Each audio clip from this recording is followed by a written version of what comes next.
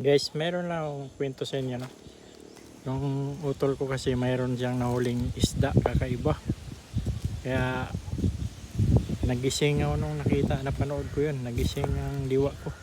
Kaya panoorin nyo guys.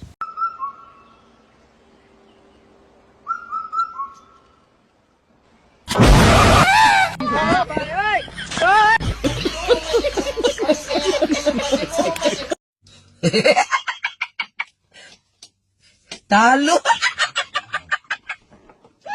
Sorry. Guys, meron lang akong kwento sa inyo, no? Yung utol ko kasi mayroon siyang nahuling isda, kakaiba. Kaya nagising ako nung nakita, napanood ko yun. Nagising ang diwa ko. Kaya panoorin nyo guys.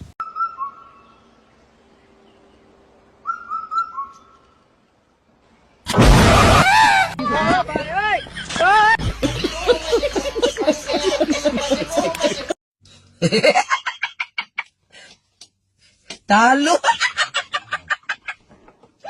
Sorry.